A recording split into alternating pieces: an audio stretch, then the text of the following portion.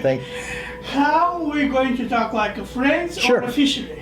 Whatever you want to do. Okay, It's your game. Let's do like a friends. Yes. Okay. Okay. Sure. And you're the top ufologist for Canada, United States, I believe. Well, I don't know. I work hard. I try to. I mean, I said I follow you, and I have impression that you never sleep. I mean, This is all I. You're online all the time. Something is coming. This is all I do. Now this is what I do 24 hours a day. I think it. I work it all the time. I don't really. Not interested in anything other than this. So I do spend a lot of time doing it. And I do spend a lot of time thinking. So what I do, as I described in my lecture, is what I do is I do a lot of walking. So I walk, like I'll walk across the river here to the other side, go have coffee. I walk back, 2 miles. Walk 2 miles in the afternoon, back 2 miles in the evening, walk back again, and I think about these things. And then these things pop into your head, or I watch the last lecture that was just here where the guy's talking about these apports, these things that fall out of the sky, that people are in a room and suddenly something falls in the middle of the room. Mm-hmm. And so I've gotten into this, and so when I hear that, then I talk to him, and I think about it all the time. I think about what's going on. I start to look for material, who's worked on apports, these things, what kind of research there are, and I just sort of let myself follow the latest thing, whatever it's come, and it's almost like I'm getting directed. This is Ivan Ivanov, and you are watching UFO Disclosure Bulgaria. We have the documents. We have the witnesses. True stories about UFOs, visitors from outer space, and other worlds.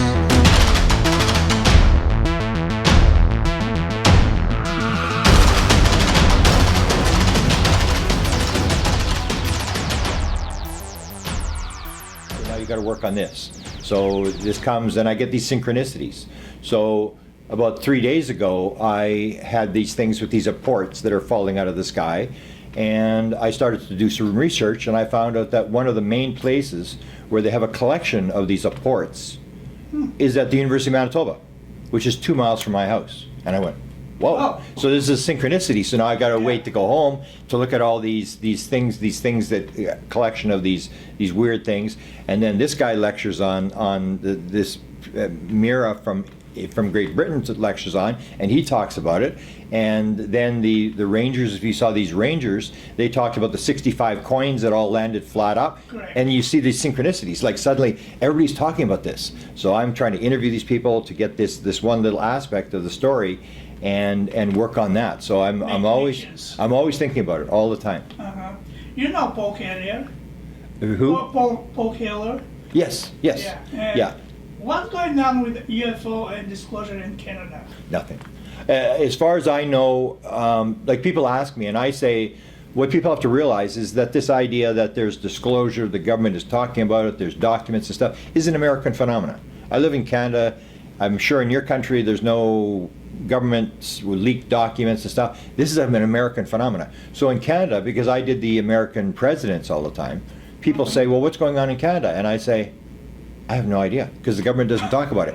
And that's where I say that when it comes to disclosure, if the government wants to disclose, they can stand up and talk about it, and they're not doing that. So they're not disclosing, and they're not covering up, because if they want to cover up, they do what they do in Bulgaria or Switzerland or Canada.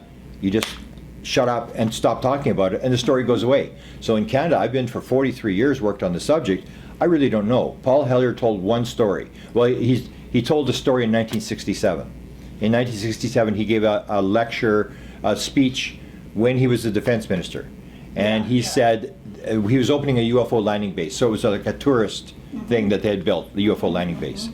And he said this is the first time there was a UFO landing area opened up in 1954 in Canada. And nothing landed, therefore there's nothing to the UFO subject. So I questioned him later about this. I said, well, how does this work? And he said, I don't remember, I didn't write the speech. I don't remember anything about it. I don't know. I just gave the speech. Somebody else put the material on the speech.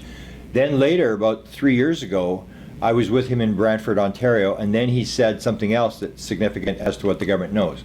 He said that he had been given a phone call by an Air Force guy, And the Air Force guy said, the head of emergency management wants to talk to you. He's dying of ALS, of Lou Gehrig's disease. He wants to talk to you. You should talk to him. He wants to tell you something. So Paul doesn't phone the guy. The Air Force guy phones him back and he says, the guy's about to die. You better talk to him. So Paul phones him up and the guy says, as the head of emergency management, so if there's a major disaster, a war or something, the government has a department that takes care of what do we do? Do we put money in the banks? What happens to the stock market? All these different things that can go wrong in a disaster. Here in the United States, it's called FEMA, the FEMA organization.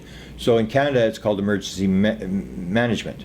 So the head of emergency management tells Paul, it's for real. I was taken to the CIA.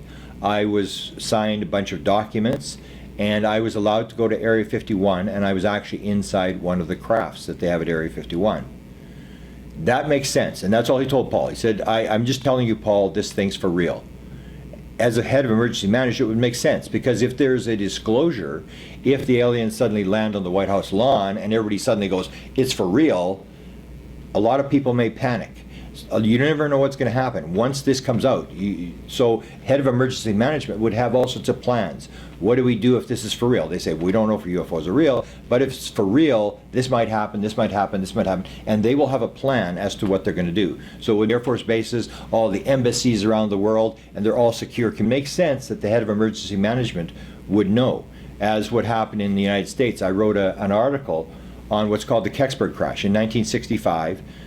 There's Air Force documents, the Blue Book documents, actually describe communications, because the ones in Washington are all bombed out. So they moved them to the tribe. A phone call coming from what they called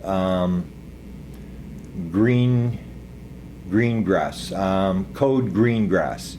So when we looked this up, what it was what's called Mount Weather, outside of Washington, D.C. This is where if there's a nuclear attack, they take the president, the vice president, the cabinet, and they move them to this underground facility called Mount Weather. And that's where this phone call came from. When this crash took place in Pennsylvania, they said, we've got a report of metal material found in Michigan.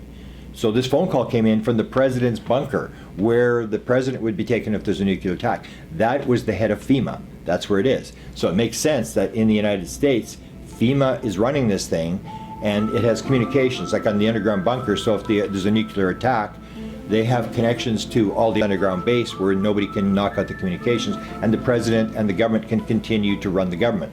So it makes sense that emergency management in Canada and the United States is a key part of what this is all about.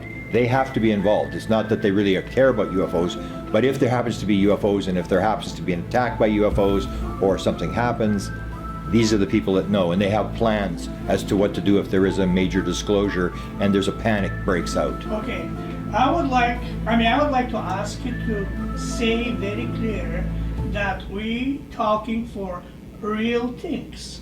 Yes. Because in Bulgaria, Yes. people still think, not everybody, but most of the people, they still think that maybe this is kind of science fiction.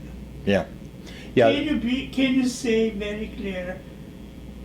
Yes. But, According to your knowledge. yes. Well, what I basically do is I had a UFO sighting in 1975, and when nobody would publish my story, all I was interested in is somebody must know what's going on.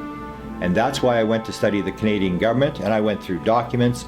I talked to the wife of the guy who ran the Canadian government flying saucer program from 1950 to 1954. From there I went and we did interviews. We tried to get a former president of Penn State University, major Ivy League engineering university in the United States, 14 honorary doctorate degrees, chairman of the board of the Institute for Defense Analysis, the top military think tank, and worked for President Eisenhower, very high-level guy. And he knew what was going on, but he wouldn't talk to us. He would give us little rhymes and riddles. And then I went to study the President of the United States. So what the information I've always looked at is the highest level person that I can talk to. If it's the President, whoever it is, watch what the high-level people know about it, because you and I on the street really don't know, but somebody has to know what's going on. So I've never really worried about stories or sightings or anything like that. All I want to know is who really knows? And what I do now is I do a lot of work with experiencers. So a lot of people say, I've been on board the ship, I've actually interacted with the phenomena. And there are 4,200 of these people who have actually filled out a survey of 600 plus questions. And when you look at their answers, you have very clear things that these people are being told. So that's where I go. I try to go for the most key information that's valid. It's not one story. So you can have one person, for example, during my lecture, I talked about people who claim they've been able to fly the ship. So if you've got one story, it can be science fiction, the person made it up. I've got 50 people all telling the same story. And I put these together and I show people, they're all telling the same story. So you get these patterns across the board. So I'm looking for the best evidence I can, because I had a sighting. I really don't care about sightings. People, they're having a sky watch tonight. I don't care. I've seen something. I don't want to see anything. I just want to know what's going on. I want to know what the phenomena is. And you have to go to the highest level of information that you can.